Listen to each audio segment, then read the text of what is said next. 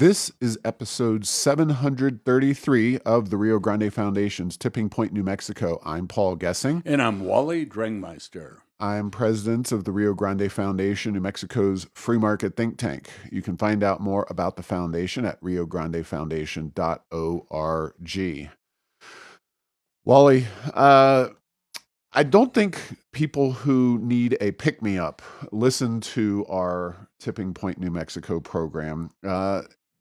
This is going to be a little bit, especially Dougie and Danny Downer. Is that what I'm hearing? It's going to be a little tougher than usual. And, I do feel bad because when I talk, as I do a lot, about public policy issues and things facing our state, it's very often negative. And, I appreciate that. And there are plenty of positive things in our community. It's just that some of the things that are happening these days really are out of control, out of the ordinary. But we're going to kind of hit a few specifically. And I'm going to start in a different direction, and then we're going to weave our way into some other issues that are relevant to this. So something captured my attention a few weeks ago. You may recall, I don't know if you subscribe to the Albuquerque Journal, but their editorial page and their editorial on a Sunday where they run a lot of their editorials was dominated by healthcare and the medical provider crisis and just looking at that and, hey, we need to solve that. And I thought to myself immediately, well, we have an education crisis that is as bad or worse in many ways than the medical provider issue and medical issues facing our state. Unfortunately, for various reasons, that doesn't get discussed quite in the same way. I mean, yeah, we're 50th, 51st, 52nd. It's always covered in some way, shape, or form, but there's not quite the sense of crisis. Now, we have a crime issue, and that's a separate issue, and that is, in many ways, at least locally here in Albuquerque, seen as a crisis. But I thought to myself, here we are in this medical provider shortage and education crisis. Undoubtedly, both would be described as such. And I thought to myself, well, these are similar in their way that they were created, and they're similar in the way they're being dealt with or not dealt with. So follow me and we'll talk. So we have a problem, education or healthcare, throw crime in there, that is in many ways created by bad government policy. Right. There are special interests, however, that want to keep the status quo. They will never say, we want to keep the status quo. But ultimately, they have a financial imperative to not change things very much. Trial attorneys in the medical sector, you have the teachers' unions in the education sector. And it is readily apparent. You don't have to be you and me where we do this stuff on a day-to-day basis and see the problem and analyze it in a, libertarian conservative direction. It's pretty obvious to anybody. Our education system's dead last, and it's widely known. And then our medical provider issue is also salient anytime you try to get a doctor's appointment. But those special interests support the status quo, which is the status quo of the Democratic Party. And therefore, because the Democratic Party continues to hold sway in New Mexico, they don't have a desire or a philosophical outlet to actually change the system, because the people who support them politically and financially support things the way they are. And so we're in a deadlock until the voters of New Mexico decide, I'm mad as hell and I'm not going to take it anymore. And it's the way we are in so many areas. And there are better Democrats and worse Democrats, and there are Democrats who have solved problems, and there are Democrats who are just literally, I'll do whatever the donors or the people up the stream tell me to do, like in the legislature. But it's frustrating, but I did hit upon this kind of thought process, and I just think it is worth pulling the string on a little bit. Thoughts, Wally? Yes, well, just coincidentally, not to over geek everyone, but I'm reading Economic Facts and Fallacies by Ooh, or I'm listening to it by okay. Thomas Sewell, and he talks about how a lot of entities that don't, like colleges, don't necessarily have a profit motive. They get money from the feds, they get money Right. from this. But, that the leaders of those organizations, their incentives are not necessarily well in line with, say, in a university's case, with the students. Well, in politics, it can be, and I would argue it is that same way. So does does anyone like crime? Well, yeah. The Yes, they trial do. lawyers like crime because they make a lot of money off of crime. If there was no crime, the trial lawyers wouldn't make the money they do. And then, do they like poor health care? It's like, yeah, absolutely, they love poor health care because it gives them opportunities to sue. And then, when you look at just like the healthcare issue, it really is getting to the point where uh, they may have gone too far because a lot of the specialties that are most likely to bring lawsuits, OBGYN, neurology, some of those providers are just leaving, and you won't be able to get those services in New Mexico. You're going to have to go somewhere else to get them. But the point is that if you're dealing as an elected official, as a bureaucrat, as anybody with your interests, and they're not aligned with your constituents, but you can hide that or it can be ignored, then life is good for you. And that's what we have in New Mexico. And in key areas, let's look at it. Crime, education, healthcare, all of these, there are people that are making a lot of money on those with things being poor and things being bad and things being last.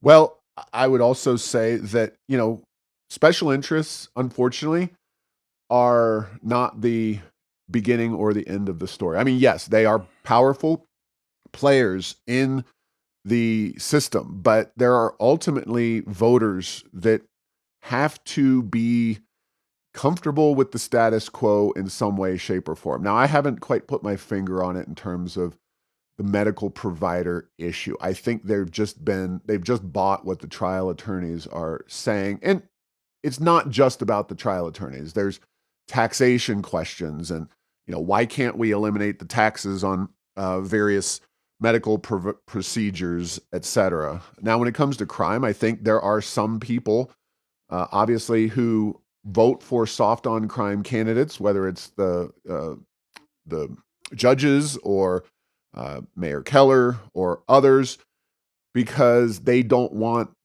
to have done what needs to be done in order to get the streets in a way that is not conducive to the high crime that we face as a city, specifically here in Albuquerque, but as a state in general. So, ultimately, you have the some number of people who respond to what is being dished out by the politicians, and you know, ultimately, so a few things. There's a lot of directions because this is such a systemic point and a systemic question. First and foremost, uh, it was revealed. To make a long story short, the interest group that was fighting against medical malpractice reform dominated. Their The donors, grassroots everyday yes, citizens proved what to be who, their Paul? donors were revealed. They had a spat with our friends at Think New Mexico and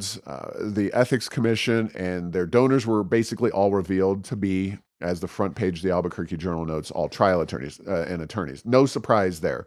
Uh, now, that's one aspect of all of this, and there are many different others, but I'll also mention that Wallet Hub this week noted that New Mexico is the very worst state in the nation to live in. And you think nobody wants their state to be bad. Nobody wants their state to rank poorly on here's Wallet Hub's metrics. And You can argue maybe with some of the ways they measure it and rank things differently, but affordability, we're not bad. We're 25th. Economy, we're 33rd, which I think that's very generous. Uh, Education and health rank, 48th. Okay, well, you have the worst education system in the country and a healthcare system that is obviously struggling. I'm kind of surprised. I think we probably rise maybe because of our lower obesity rates and a few other specific health issues. Quality of life, we're only 30th, which is kind of odd that you rank us the 50th state, but we're 30th on quality of life. And that I'm sure has to do with our weather and our outdoor options. Safety, we're 49th. So, but we ultimately overall rank 50th. Louisiana, Arkansas, Mississippi, some of the usual suspects, Alaska, down the list. And at the top of the list, Massachusetts, Idaho, New Jersey, Wisconsin, Minnesota, Florida. So all of these problems, and it's self-evident that we have major, major problems in our state and this largest city that we live in here in Albuquerque. And, you know, it's not rocket surgery, as George W. Bush would have said. We have put out solution after solution. It's incredibly frustrating to see this lack of impetus and lack of willingness of the voters. And it really, truly is up to the voters to decide, hey, we want to do something better than what we've done and not continue down the same path that we're on, which is obviously a failed path. Crime, healthcare, education, economy, every single other area. I'm sorry, this is more of a soapbox than a policy discussion, but anyway, any final thoughts on that panoply of topics relating to those critical issues? Well, and I will say that I think there's a number of disconnects that have to happen to make this happen from a public policy point of view. But in New Mexico, a lot of times it's happened in that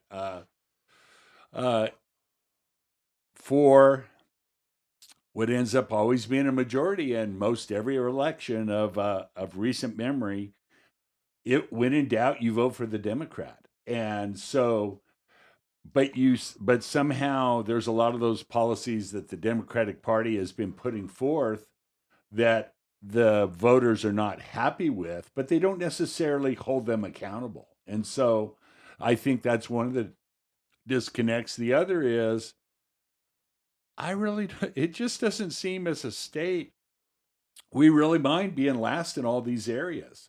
We're like, yeah, things are good enough. It's like, yeah, we have some problems, but I'm in charge. And my old trope: are we ignorant or apathetic about our plight? We don't know, and we don't care. We're just going to go Right. about our business, and we have been put in this situation, and and then there's this thing in psychology called learned hopelessness.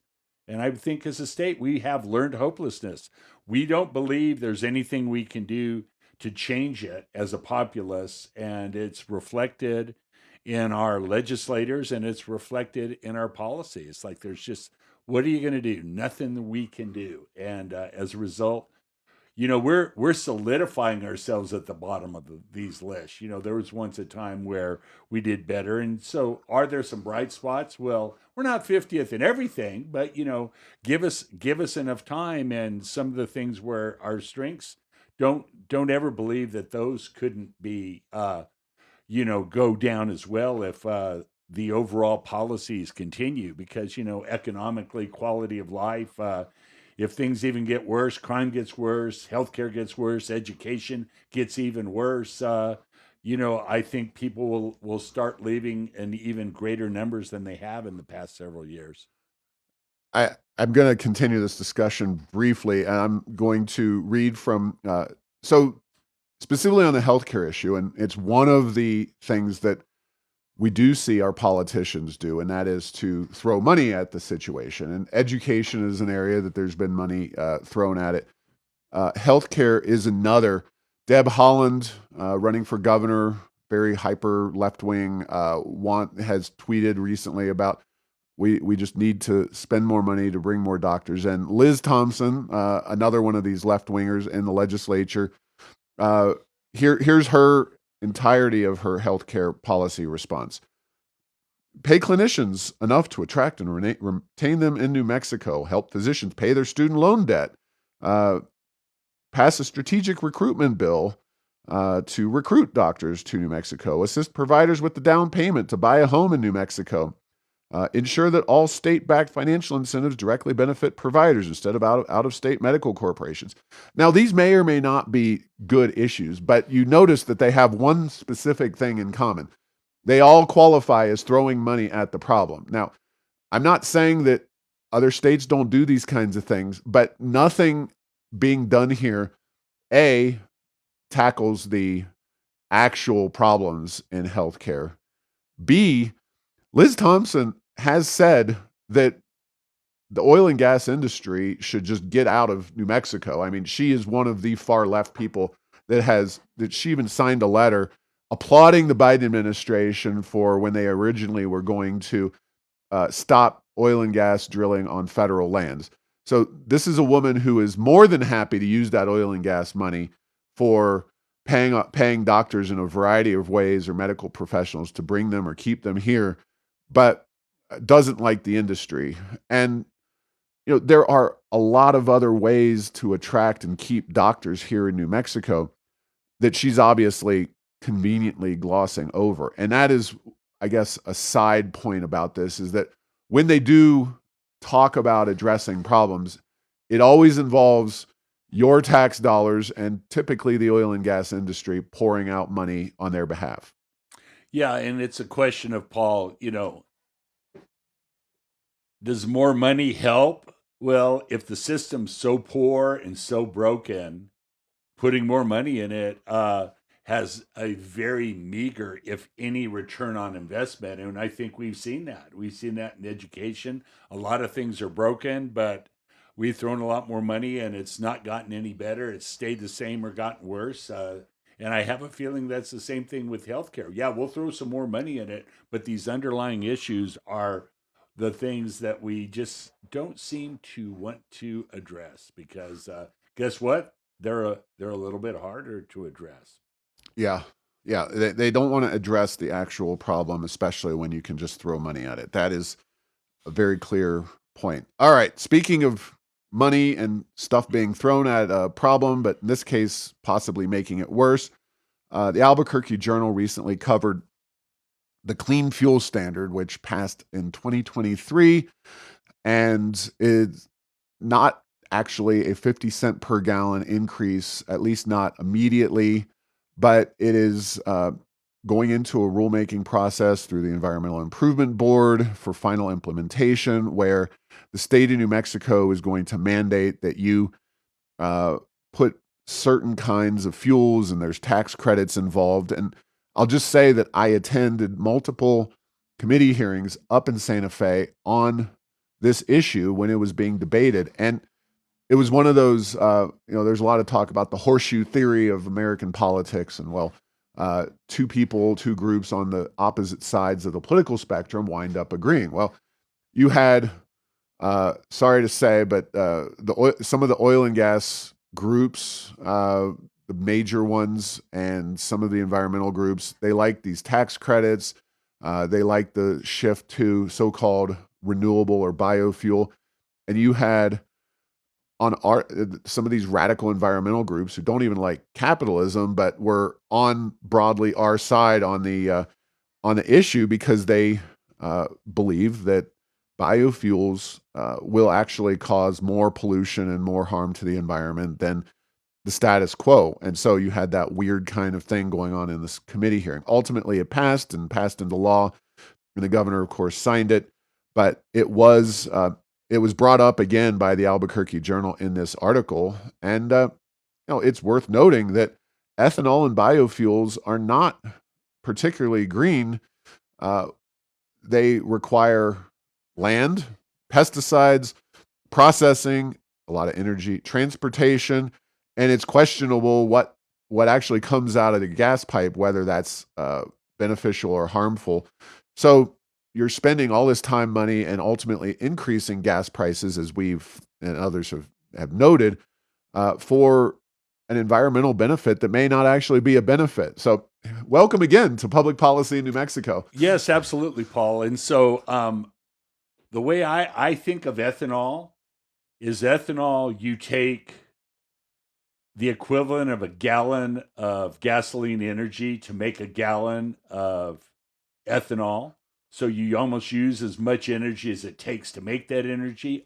And as you said, you use pesticides, you use land, you make food more expensive, you use hundreds, if not thousands, of gallons of water. And so, and what do you get? I don't know. You it used to be you had a good shot at the Iowa caucuses. That's what you got out of Exactly. that. But that reason is kind of fading into the past as well. So will there be less of this ethanol in the future?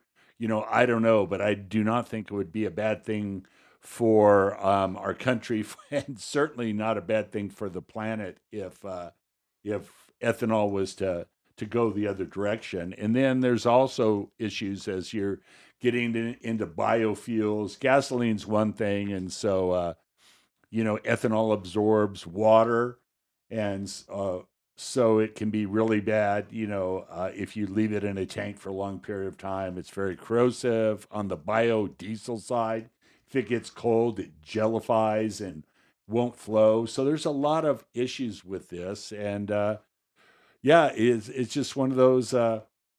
It's an uncomfortable feeling, but I think Paul, these environmental groups are onto something. So a lot of times they are not. They're the same. They're the same ones that push for EVs at all costs, no matter what the mining costs are, what the infrastructure costs for more electricity, where the electricity is going to come from. But yeah, they're right, and I guess one side or the other should feel bad that we're agreeing with them on this. Yeah. Yeah. I don't know the net overall impact. And one of the problems with environmental policy is that if you want to address X aspect of the environment, then you can definitely address X, whether that's CO2 emissions or uh, one I actually am passionate about is non-native species. I think that is I tweeted something about the debacle over Fort Mercy Park up in Santa Fe and Zozobrat.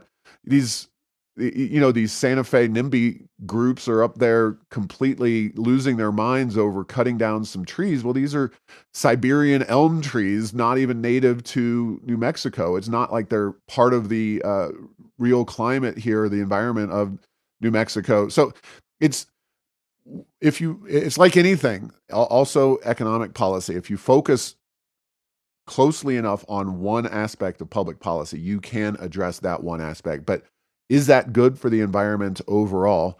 Is the question that needs to be asked, not can you cut CO2 emissions or can you move away some amount of oil and gas? Yes, you can, but then when you get into ethanol and biofuels, those cause their own problems. And it's anyway.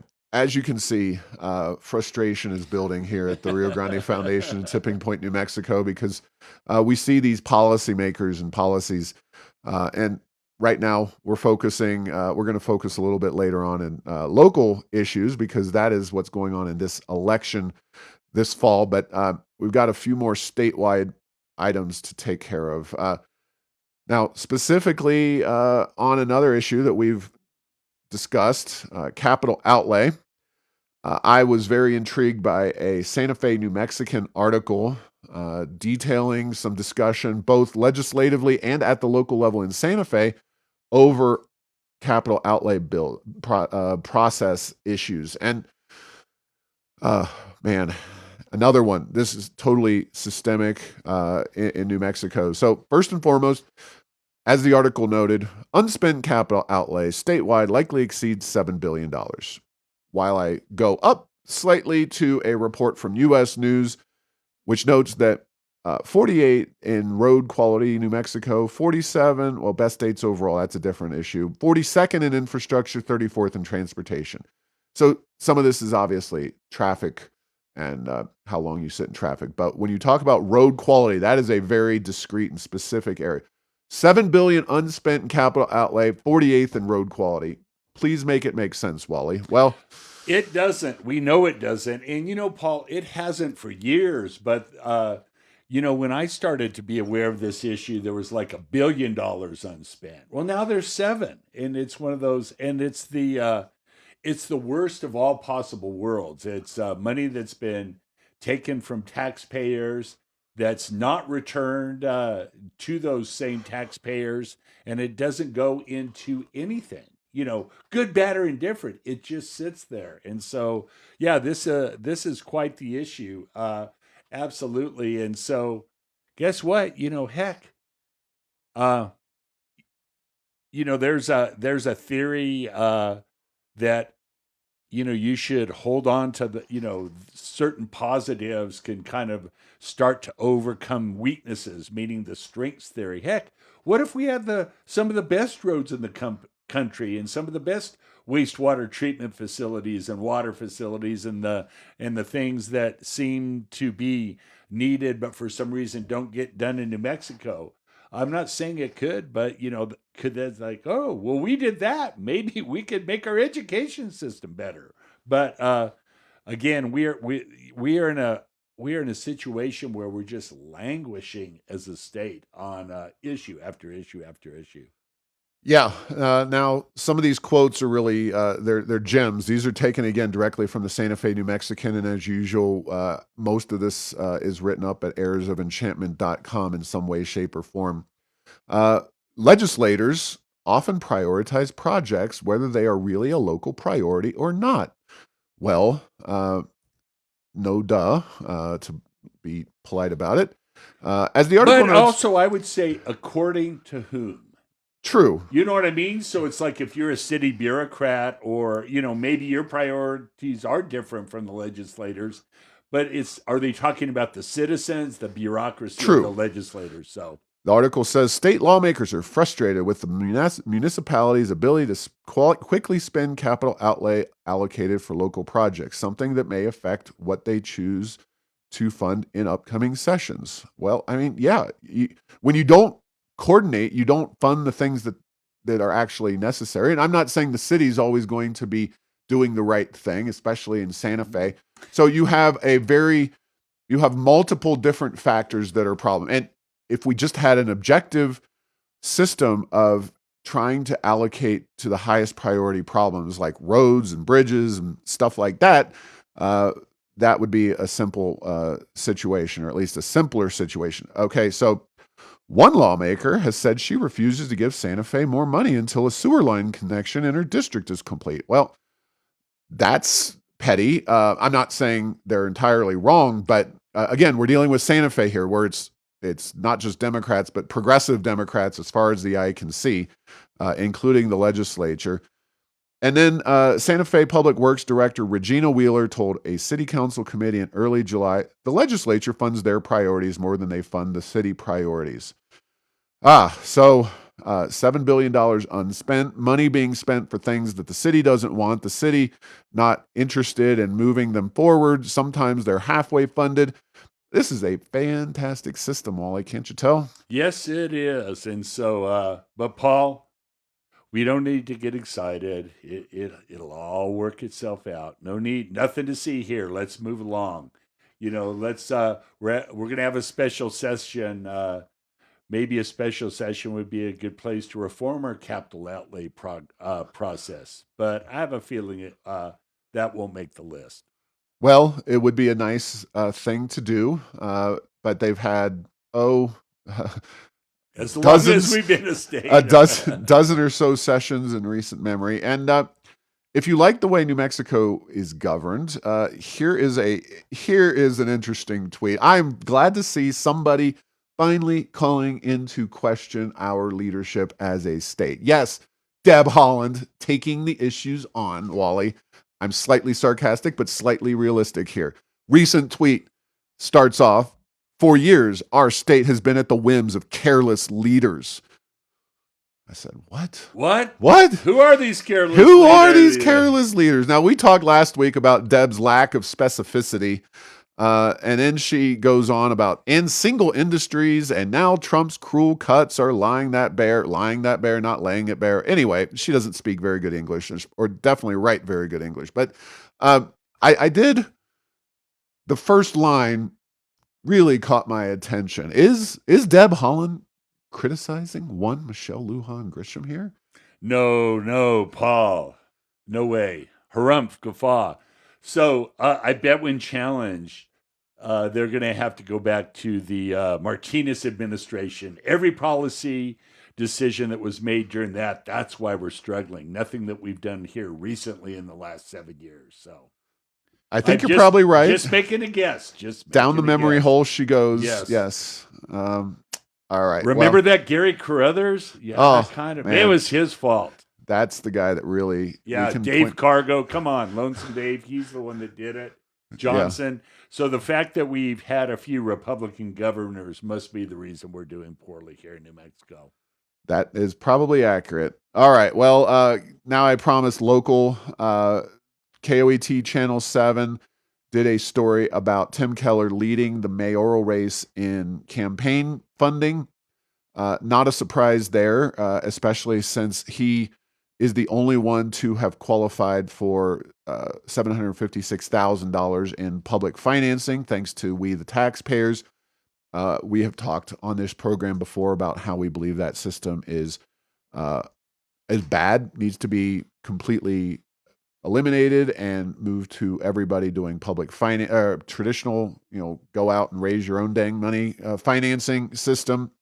So yeah, we're watching as we enter the stretch run for mayor of Albuquerque, of course, city council, school board as well, and races across the state and nation as in addition. But it is an imminently unfair situation where the sitting mayor is the only one to have received public financing because he's also got the media, the name ID, people employed by the city, for the city, various inherent groups that essentially give Tim Keller a baseline of probably 25% of the vote. Like, he has been a terrible mayor, objectively speaking, terrible. And he would still get 25% of the vote regardless, at the very least, simply because of all of the people that are employed with the city and don't want to,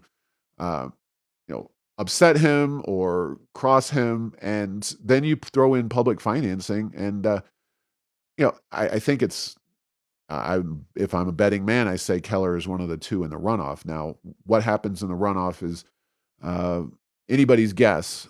But if this was under the system I actually prefer, which is everybody running and whoever gets the highest vote total wins, I think Keller gets reelected in that round one. But maybe now if Keller loses in the runoff, the radical left will decide to change the law back, and we'll probably get ranked choice voting out of the deal or something. Although if Keller loses, ranked choice voting is probably off the table unless it's Ubaez that beats him. But anyway, yeah, the campaign finance system stinks, and it is a real problem. Paul, I think it's been a stinker for a long, long time. Mayors ago, I had more to do with the city, and during a time when you still had to get those political contributions. And you said it, the political employees, appointees who work for the city, that base, I'm sure they go and get their family members and the like to do things. And then you have the not-for-profit groups, particularly the progressive groups that are doing the bidding, that the mayor has really put time, money, and attention into, and certainly do not want to see him go. And so, yeah, you do have a really strong base. And the fact you're the mayor, you have name recognition. Mm-hmm. So, Paul, this previous mayor, the call went out that he wasn't getting enough of these contributions. And I just happened to be there when a literal call went out to a political employee. You need to get, I think it was 10 contributions by the end of the day if you want to keep your job. Our meeting was cut short, and he went out and got contributions. There you go. So, Did that happen? Well, it happened right before my eyes. So yes. So Don't believe your lion eyes, Wally. Yeah, Don't believe it. don't believe everything you see, Paul. All right. Well, in the same general vein, our friends at the New Mexico Business Coalition, along with Rival Strategy Group, did a poll recently. And there's a lot of details there. You can find it at nmbizcoalition.org. The upshot is essentially this. Nobody likes Tim Keller, although there will be plenty of people who vote for him. Most of Albuquerque is ready for a change, although they either don't know the candidates or they, not enough of them are going to rally around any of the specific candidates that are not Tim Keller. Now, we'll see who the alternative is. There is still, I remain in the belief that there is a realistic possibility that we could wind up with a hard left progressive, probably more progressive than Keller, Ubaez, and those two in a runoff. That would be a complete disaster for the city of Albuquerque. There's no way to slice it. More than likely, you will wind up with one of the 5 more reasonable candidates in a runoff with Mayor Keller, and then we'll see how that goes. According to the Business Coalition, basically any of the 5 have a realistic chance to beat Keller as long as they can get their name ID out there. There's some that are more well-known. I would say Darren White and Louis Sanchez. Darren's got a long political career. Louis Sanchez being a sitting city councilor. Those two have relatively higher name ID, but anybody could theoretically beat Keller in a primary, or not a primary, in a runoff. And, it really just boils down to people turning out to vote in that runoff because you're going to start with probably a ceiling of, last time it was a 32% turnout in a race that was pretty well decided. It was Eddie Aragon and Manny Gonzalez, and neither of them did much to challenge Keller in his dominance in that 4 years ago. 32% turnout. Maybe in the general, we're looking at 40% would be a really nice turnout. Obviously, we hope for more, but then the runoff is going to be, maybe half of that. So, Keller's going to have his people show up. So it's, I think it's an interesting poll, but it doesn't tell us anything particularly new in the Business Coalition poll. No, Paul, and one of the issues is you talked about it. Who votes in the runoff election? Because what we've seen in recent history is we've seen some runoff elections for city council where in the first round election, the more moderate or more conservative candidate got more votes than the second place finisher that they ran against. But then in that runoff election, the progressive, the more liberal side was able to get their voters to the polls in greater numbers. And so it's going to be really interesting about how motivated people are. First of all, who will the choices be in the runoff election, assuming there is one, and how motivated are they to vote that second time? And so, this is one, in all likelihood, if you only vote once, you're not going to really have much of a say about who becomes mayor of Albuquerque. Yeah.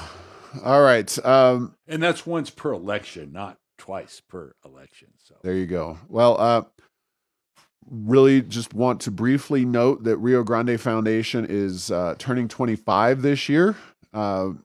We are celebrating with a gala on November 8th in Albuquerque. We are working right now to make sure people are aware of that they save the date. It'll be the evening. I believe 6:30 is the start time. Grover Norquist will be our speaker, Americans for Tax Reform. So save the date. And if you're interested, we will soon be getting more details in terms of signing up for that particular event. If you're interested in sponsoring it, give us a holler through our website, info@riograndefoundation.org, 505-264-6090. You can reach out and we will gladly have folks enjoy that event and join as sponsors of the event. I failed to mention at the outset, because it was already such a depressing run of topics, that we did talk before we got on the air about the execution style killing here in Albuquerque of a Uber driver, and the guy seemed to just be doing it for kicks. It's really disgusting and tragic. I don't know that there's much more we can add to it, except for it just highlights that there, while Keller can blow his happy talk as far and wide as he wants to, it is. I'm not, I think the odds, and I don't want to steal this from you, Wally, but the odds are very good that this individual was already in the criminal justice system in some way, shape, or form. You just don't go execute a Uber driver as your first crime. Yes, Paul, and while that will be very interesting, is that information probably comes out over the following weeks and months. I shared with you before the podcast started. This was one of the more disturbing stories that I've read in terms of the impact it had on me. It's just like, he did what? To Yeah. execute a stranger for, just for the heck of it. Unbelievable. And so, yeah, my heart goes out to the victim's family. It's just like, that's just a horrible thing, and certainly hope justice in its most severe form is met out for the perpetrator, assuming he's guilty, and it certainly doesn't look like that's too far of a stretch at this point. Yeah, and also this was on the west side of Albuquerque, not far away from where I live, which is disturbing, and just the entire situation is really,